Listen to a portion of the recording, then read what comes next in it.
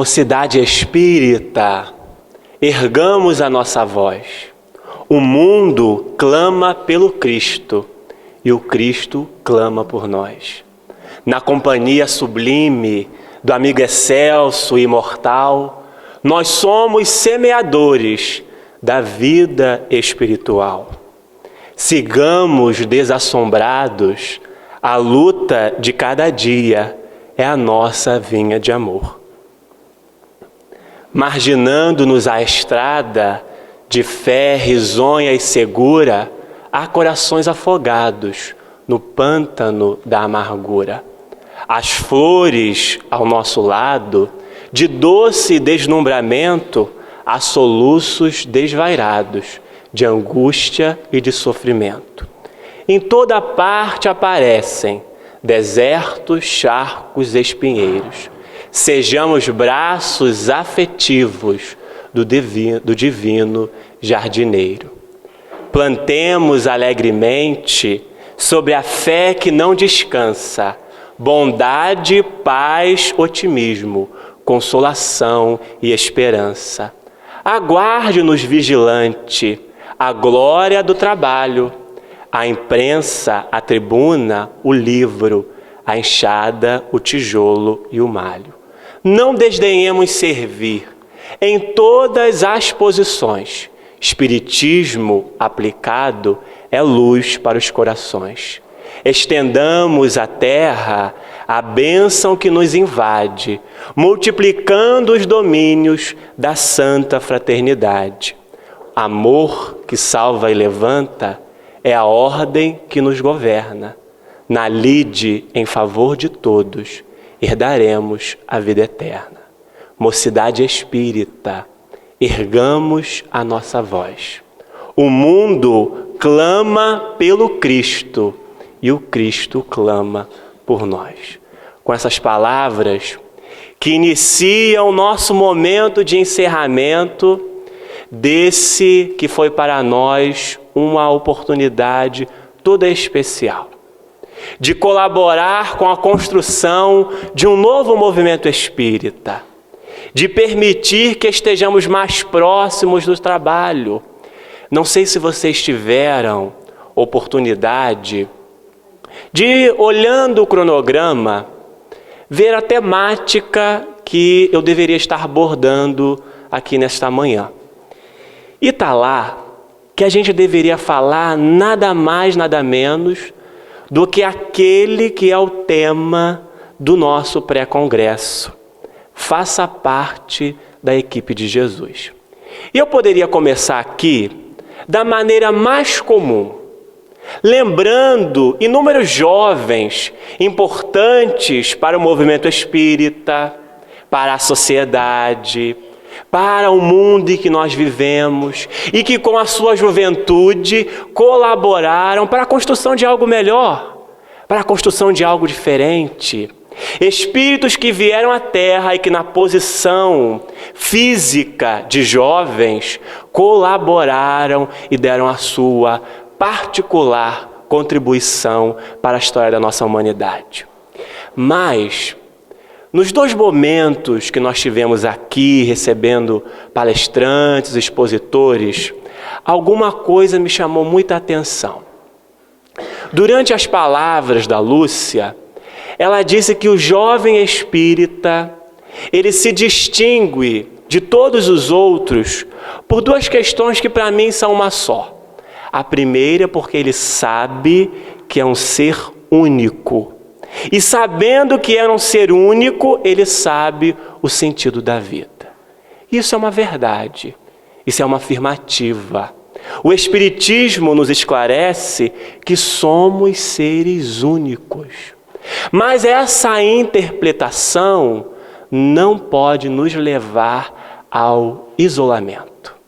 Não é porque somos seres únicos, seres diferentes, que iremos viver isolados.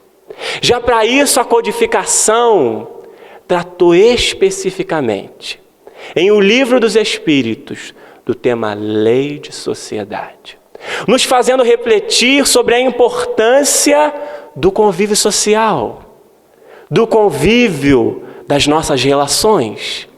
E a gente percebe que a nossa sociedade viveu a era que nós chamamos ser a era da inteligência. A era das grandes descobertas, das grandes construções, que nos possibilitam estar aqui hoje, falando em tempo real com jovens em outros cantos do Brasil, do mundo. A inteligência proporcionou o nosso crescimento, a nossa evolução. Mas hoje nós somos convidados a construir um momento novo, uma era nova, que nós podemos dar o nome da era da convivência. Depois que nós conseguimos os instrumentos e desenvolvemos a inteligência, agora é necessário, utilizando esses instrumentos, sermos seres que saibam conviver, que saibam amar. Porque a gente fica por aí divulgando a chegada de um mundo de regeneração, de um mundo novo, que na verdade essa expectativa de um mundo melhor não é novidade. Não é o Espiritismo o único a divulgar uma sociedade diferente. Desde os tempos antigos, lá no Velho Testamento, nós conseguimos visualizar inúmeros companheiros falando que nós herdaríamos a terra prometida. E assim foi prometido a Isaac, a Abraão, a Jacó, a Jeremias, a todos os profetas. Eles herdariam a terra prometida. Mas num determinado momento da história, alguém parou para pensar e dizer, mas como? Como Abraão, Isaac, Jacó, Jeremias herdariam a terra prometida se já morreram? Então a afirmativa bíblica, a afirmativa evangélica, não é uma afirmativa. É uma dúvida, é uma interrogação, é uma utopia. E aí alguém interpretando os escritos sagrados, mais particularmente Hilel, que foi avô de Gamaliel, quem preparou Paulo, disse assim: essa terra prometida não é um espaço físico circunscrito no planeta. Essa terra prometida se trata de um novo ambiente, um ambiente não físico, não um espaço determinado, delimitado, mas uma era nova. E aí nós podemos dizer que a promessa de herdar a terra prometida, hoje divulgada pela mensagem espírita, através da ideia do mundo de regeneração, fortifica a ideia antiga de chegada de um mundo novo, de um mundo diferente, de um mundo melhor, de um mundo em que o bem possa sobressair ao mal. Mas aí alguém deve estar se perguntando, mas o que tem isso a ver de fato com a proposta de fazer parte da equipe de Jesus? O que habitar essa terra nova está ligado a essa mensagem que não é recente, que é antiga, desde o início da civilização? E aí nós lembramos que esse mundo novo que se aproxima, ele chegará de fato, mas nós vamos herdá-lo da maneira em que estamos deixando ele. Porque isso se explica a herança. Quando nós empregamos a palavra herança, já nos dá a entender que vamos receber a coisa, o mundo, da maneira em que ele se encontra. Quando a gente diz que vai vender, a gente vai lá, tapeia, pinta, varre, limpa para vender melhor. Mas quando a gente herda, a gente recebe da maneira em que a coisa estava anteriormente, no seu estado anterior. Então, se nós somos herdeiros dessa terra prometida, nós vamos herdá-la da maneira como nós estivermos deixando essa terra. E isso vai passar por todos os estágios, seja a questão física, o cuidado com o ambiente, a ausência de recursos, seja na questão moral, na questão intelectual, na questão do sentimento. O mundo que nós vamos herdar será aquele que as nossas mãos estiverem dispostas a construir. E aí entra a questão do trabalho. Se nós queremos um mundo melhor, precisamos colaborar com as nossas mãos para a chegada desse mundo diferente, para a chegada desse mundo novo. E aí o pré-congresso hoje te convida a fazer parte da equipe de Jesus, a fazer parte da equipe do Cristo para construir essa era nova.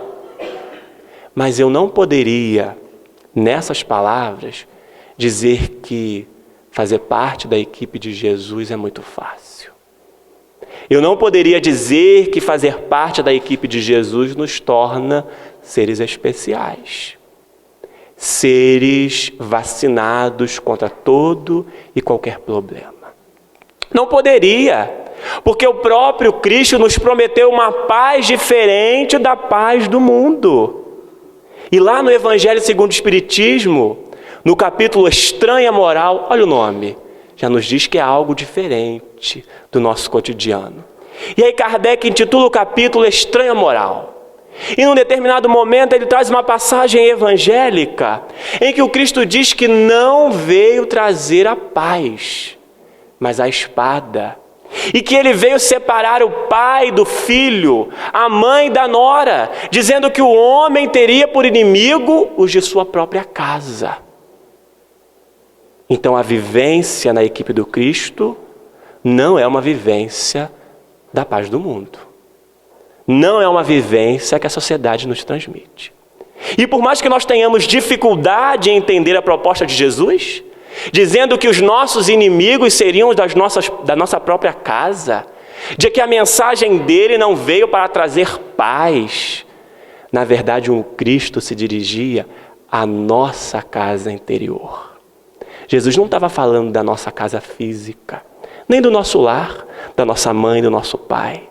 Ele estava falando da nossa casa interior. Porque aquele que conhece a mensagem do Cristo passa a se cobrar, a cobrar a si mesmo. E aí no seu interior as coisas se conflitam. No seu interior a cobrança é diferente. E aí não se estabelece aquela paz que nós almejamos, mas uma paz que na presença do Cristo nos faz sentirmos até envergonhados, muitas vezes, da nossa escolha. E aí vai exigir a nossa renúncia, o nosso esforço pessoal, o nosso sacrifício. E aí Paulo, escrevendo à comunidade dos Coríntios, diz assim: tenho para mim que Deus colocou a nós apóstolos como os últimos. Isso é uma verdade. Então não imagine você que o nosso convite hoje nesse pré-congresso, que vai se estreitar no congresso, seja um convite para a paz do mundo. Não é. É um convite para a paz do Cristo. Uma paz que revira o nosso interior. Uma paz que cobra o nosso emocional. Porque esse mundo de regeneração, ele é uma verdade. Ele se aproxima. Por mais que nós não queiramos imaginar, por mais que visualizando a nossa sociedade nós não consigamos entender. Como pode um mundo diferente se aproximando com todos esses conflitos que a sociedade ainda vive? E aí, lá na Gênesis, no último capítulo, sinais dos tempos, são chegados os tempos. E o item sinais dos tempos tem uma afirmativa muito particular. Está lá assim na codificação. Quanto mais se avança, mais se sente o que falta. Então, se nós estamos achando o mundo turbulento, complicado, desvirtuado, é porque nós estamos avançando. E não aceitamos mais as mesmas práticas. Não aceitamos mais as mesmas atitudes. Não conseguimos mais conviver com os mesmos atos. Isso é sinal de progresso. Aquilo que durante muito tempo ficou escondido ficou guardado, hoje vem à tona, porque o homem não aceita mais aquelas práticas, não aceita mais aquela forma de viver, de conviver. Então o nosso mundo está progredindo. O nosso planeta de regeneração caminha para uma transformação. E nós vamos herdá-lo da maneira que os nossos braços, que as nossas mãos forem capazes de construir. Então venha fazer parte da equipe de Jesus. Venha colaborar e permitir que o Cristo modifique o seu interior. Mas não imagine que o convite seja para se tornar um mero trabalhador do movimento, um mero trabalhador da casa espírita. Se isso acontecer, muito bom, parabéns, o movimento agradece. Mas não é só isso. Porque o convite de Jesus, ele nunca foi igual para aquele a que ele se aproximou. Jesus convidou a cada um de modo diferente. Para o jovem rico, ele disse que tinha que dar tudo e segui-lo. Para Zaqueu, ele aceita Zaqueu dizer que só daria metade do que tinha. Para uns, ele pede que o siga e abandone tudo. Mas para Joana, ele convida a permanecer no lar. Então o convite do Cristo para compor a sua seara é diferente para cada um de nós. O trabalho não será o mesmo, mas uma regra está estabelecida para aquele que quer seguir Jesus. E está toda ela traçada em O Livro dos Espíritos, intitulada Das Leis Morais. Ali está a base para aquele que quer seguir a Jesus em qualquer ambiente em que esteja, seja na instituição espírita, seja na vida do lar, seja na vida profissional, seja na vida em sociedade. Esse é o convite que Jesus estabeleceu para nós. Que nós possamos dar aquilo que nós tivermos capacidade de oferecer, doando o nosso melhor, os nossos braços, as nossas mãos, e a força que o nosso corpo físico nos faz ter de maneira diferente de qualquer outra faixa etária. Então que nós possamos colaborar com aquilo que nós tivermos de melhor, aceitando compor a equipe de trabalho de Jesus, para que esse mundo que nós tanto esperamos, para que esse mundo, essa era que nós tanto aguardamos, seja aquela que de fato nós queremos viver, porque será aquela que nós vamos herdar. E aí ainda Paulo tem uma frase muito singular que diz assim: foge também dos desejos da mocidade e segue a justiça, a fé, o amor e a paz, com que os de coração puro invocam o Senhor. Então o convite para o jovem também é feito de maneira especial. E aí, sendo seres únicos, que têm consciência do porquê da vida, iremos se juntar a tantos outros jovens que deram a sua contribuição para o movimento espírita e para a transformação da nossa sociedade. É isso que o Cristo espera, é isso que Jesus aposta em cada um de nós. Somos espíritos missionários. Vivemos num país diferente, que é o coração do mundo, mas se tornará a pátria do Evangelho se nós colaborarmos para isso. Então aí está o convite para cada um de nós, que nós possamos refletir sobre cada ensinamento que tivemos durante esses 1 dia e meio, e que nós possamos multiplicá-los no nosso seio, na nossa região, no nosso lar, se tornando divulgadores da mensagem espírita e fiéis seguidores do Cristo, porque o Espiritismo é uma luz gloriosa, divina e forte, que clareia toda a vida, ilumina além da morte. É fonte generosa de compreensão compassiva, derramando por toda parte as bênçãos da água viva. É árvore verde farta nos caminhos da esperança, toda aberta em flor e fruto, de verdade e de bonança.